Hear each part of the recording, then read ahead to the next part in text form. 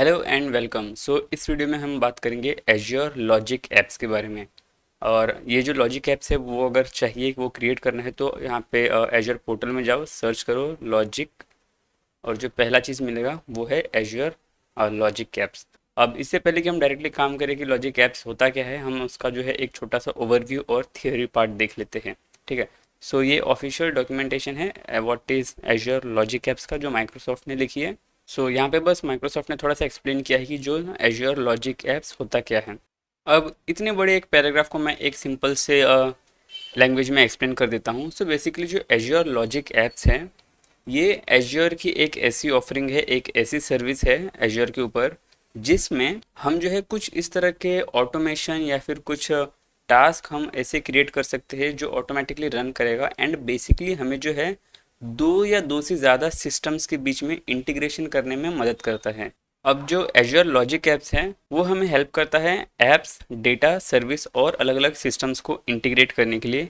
And इसकी मदद से जो है हम वो बहुत ही जो है स्केलेबल इंटीग्रेशन सिस्टम्स क्रिएट कर सकते हैं। एंड जो लॉजिक ऐप्स है वो किसी भी सिस्टम को कनेक्ट कर सकता है। आपका क्लाउड सिस्टम हो सकता है, ऑन प्रीमाइज सिस्टम हो सकता है और हाइब्रिड सिस्टम भी हो सकता है, उससे उसको कोई फ़र्क नहीं पड़ता। एंड एज्योर लॉजिक ऐप्स की सबसे अच्छी बात यह है कि इसके लिए आपको कोडिंग आने की ज़रूरत नहीं है।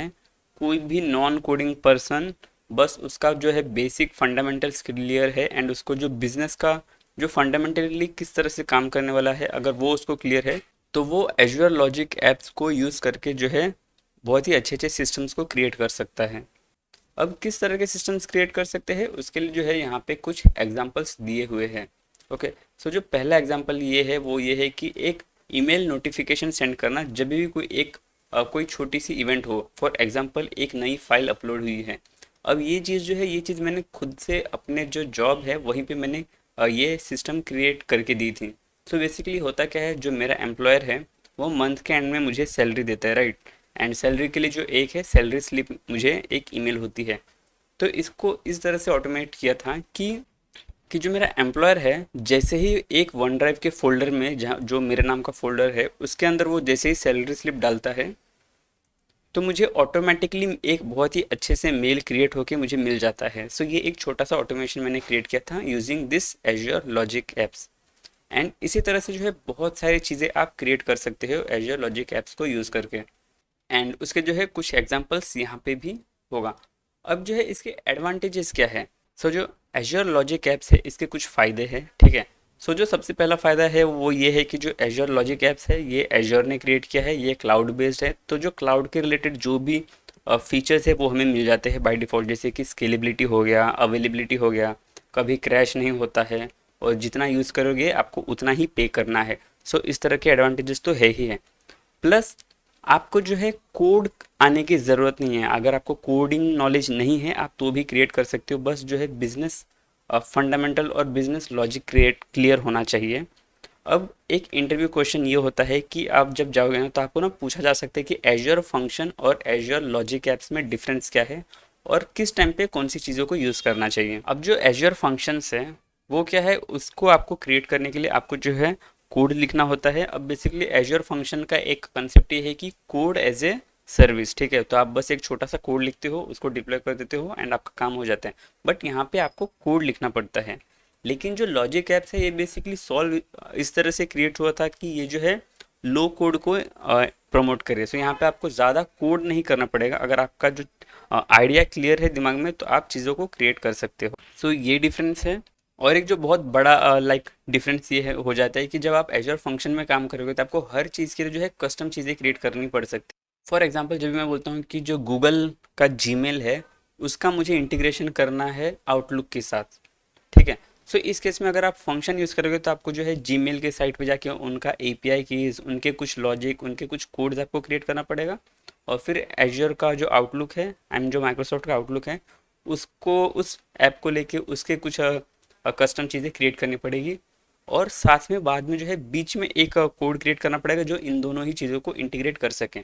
बट अगर आप एज्योर लॉजिक ऐप्स यूज़ करते हो तो बाय डिफ़ॉल्ट प्री बिल्ट बहुत सारे कनेक्टर्स है जीमेल के लिए, और ड्रॉप बॉक्स और इस तरह के बहुत सारे जो भी सर्विसेज है उनके लिए कनेक्टर्स क्रिएटेड है।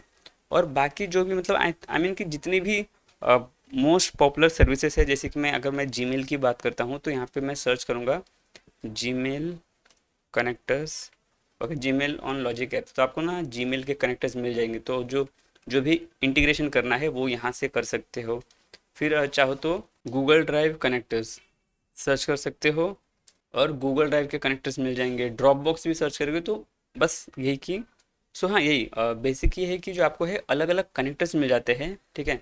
एंड अराउंड 400 प्लस कनेक्टर्स इन लोगों ने बोला है। सो इतने सारे कनेक्टर्स आपको मिल जाते हैं। साथ में अगर आप थोड़े से स्मार्ट हो, थोड़े से एडवांस चीज़ें करने हैं तो आप खुद के भी कनेक्टर्स डेवलप कर सकते हो, ठीक है। सो इसकी मदद से जो है हम बस अब कनेक्टर्स को यूज़ कर देते हैं, उठाते हैं, और जो अपना काम है हम जो अपना मेन फोकस हो जाता है वो हो जाता है developing business logic rather than developing the code. अब जब हम कोई भी एक लॉजिक ऐप क्रिएट करेंगे तो उसको जो है ट्रिगर करने के लिए बहुत सारी चीज़ें होती है। जैसे कि मैं ये स्पेसिफाई कर सकता हूँ कि जो एक एक ऐप है मेरा, जो बेसिकली एक जो लॉजिक ऐप का इंस्टेंस है वो किसी टाइम पे ट्रिगर होना चाहिए, ठीक है। सो अगर मैंने कोई बैकअप वाला फंक्शन क्रिएट करके रखा है तो हर रोज़ मैं बोलूँगा कि सुबह 9 बजे वो बैकअप कर ले। या फिर अगर कोई मेल वाला कोई सीन है, किसी को मेल भेजना है, तो मैं बोलूँगा कि अगर ये चीज़ होती है, ये कोई इवेंट होता है, तो बैकग्राउंड में ये एक मेल सेंड हो जाना चाहिए। इवन दो मैं इसको जो है किसी तरह के जो मॉनिटरिंग वाली चीज़ पे भी लगा सकता हूँ, सो दैट अगर कोई वर्चुअल मशीन मैंने क्रिएट किया है, वो वर्चुअल मशीन अगर कभी डाउन हो रही है तो एक ट्रिगर हो जाएगा और एक मेल सेंड हो जाएगा एडमिन को। इस तरह की जो चीज़ें हैं हम एज्योर लॉजिक ऐप्स को यूज़ करके बना सकते हैं। इसकी एक और अच्छी एडवांटेज है, वो ये है कि जो हमें जो है एक विजुअल चीज़ें मिलती है, ठीक है। हम क्योंकि हम इंसान हैं, हमें नंबर्स लेटर्स में थोड़ी सी दिक्कत होती है, बट ये जो है एक तरह से फ्लो चार्ट की तरह हम क्रिएट कर सकते हैं, ठीक है। सो ब्लॉक्स बाय ब्लॉक्स जो हमें एक विजुअल एडिटर मिलता है जिसके थ्रू हम जो है लॉजिक ऐप्स क्रिएट करते हैं, वो मैं यहाँ पे देखूंगा जब मैं एक न्यू लॉजिक ऐप्स क्रिएट करूँगा। सो तब हम ये इसको देखेंगे, बट इतना समझ लो कि हम उस तरह से हम इसको क्रिएट कर सकते हैं। प्लस हम जो भी लॉजिक ऐप्स को क्रिएट करेंगे हम उसका बैकअप लेके हम उसको एक्सपोर्ट कर सकते हैं, सो दैट अगर हमें बार बार करना पड़े तो हम उसको कर सकते हैं। और बिजनेस टू बिजनेस इंटीग्रेशन जो है काफ़ी इजी हो जाता है। सो जब मैं बिजनेस टू बिजनेस बोलता हूँ वो बेसिकली हो जाती है कि एक कंपनी और दूसरी कंपनी, सो उन दोनों के बीच में जो इंटीग्रेशन करना है वो थोड़ा सा सिंपल और इजी हो जाता है इसकी वजह से। अब जो नेक्स्ट पार्ट है वो आ जाता है प्राइसिंग के ऊपर। अगर आप एज्योर लॉजिक ऐप यूज़ करते हो तो आपको कितना खर्चा आने वाला है। बेसिकली अगर कोई अभी आपको प्राइसिंग देखना है तो सबसे बेस्ट प्लेस है ये वाला, ठीक है। आपको उसके साइट पे जाना है, एज्योर लॉजिक ऐप्स में जाना है, माइक्रोसॉफ्ट के सेक्शन में, और यहाँ पे आपको प्राइसिंग वाला जो टैब है बेसिकली वो एक्सेस करना है। अब हर रीजन के लिए, हर स्टेट वगैरह के लिए, हर आर्स के लिए आपको जो है अलग अलग चीज़ें चार्ज की जाती है बेस्ड ऑन आप कौन सी सर्विस यूज़ कर रहे हो। बट जो है तीन टाइप्स के जो है आपको कॉस्ट आएगा अगर आप एज्योर लॉजिक ऐप्स यूज़ करते हो। तो उस तरह के जो है आप प्लान के लिए आप सिलेक्ट कर सकते हो बेसिकली। तो जो सबसे पहला वाला है वो है स्टैंडर्ड प्लान। अब इसमें जो है आपको मिलेगा एक वर्चुअल मशीन की तरह चीज़, ठीक है। तो यहाँ पे आप जितना भी सीपीयू यूज़ करोगे और जितना मेमोरी यूज़ करोगे उसके अकॉर्डिंगली आपको जो है चार्ज किया जाता है आर्ली बेसिस पे, ठीक है। नेक्स्ट है कंजम्पशन प्लान। अब जो कंजम्पशन प्लान है ये वो है आप जितना यूज़ करोगे आपको उतना ही पे करना है। आपने एक लॉजिक ऐप क्रिएट किया और वो अगर 100 बार रन हुआ है तो आपको सिर्फ 100 बार रन होने के ही पैसे देने हैं, उससे ज़्यादा के नहीं देने हैं। एंड इसके अंदर भी जो है तीन अलग अलग चीज़ें आ गई है। जैसे कि अगर आपने एक्शंस है तो एक्शंस में जो है अ, इतने एक्शंस फ्री है, उसके बाद हर एक एक्शंस के लिए आपको इतने डॉलर्स पे करने हैं। अगर मैं यहाँ पे रुपीज़ कर दूँ तो कुछ इतना रुपीज़ हो जाते हैं जो आपको पे करना है। उसके बाद अगर आप स्टैंडर्ड कनेक्टर यूज़ करते हो तो इतना है, एंटरप्राइज यूज़ करते हो तो इतना है, डेडिकेटेड एनवायरनमेंट लेते हो सो उसके लिए जो है आपको इतना पे करना है पर आवर। अगर डेवलपर प्लान में जाते हो, अगर प्रीमियम में जाते हो तो इतना, और उसको आगे जाके अगर आप स्किल करते हो तो आपको प्रीमियम में इतना पे करना है, ठीक है। एंड सो इसी तरह आपको चूज़ करना है प्राइसिंग। और एक और बहुत इंपॉर्टेंट चीज़ है कि आप कोई भी एज्योर रिसोर्स के साथ आप जो है डायरेक्टली यहाँ पे पोर्टल पे आके काम करने से ज़्यादा इम्पोर्टेंट है कि आपको सीख लो कि वो एक जो भी रिसोर्स है वो एग्जैक्टली है क्या। जो फंक्शंस है, जो फीचर्स है, वो जो है एज्योर टाइम टू टाइम थोड़ा सा चेंज कर सकता है, अपग्रेड कर सकता है। जो प्राइसिंग है वही जो है वो थोड़ा सा कम ज़्यादा कर सकता है।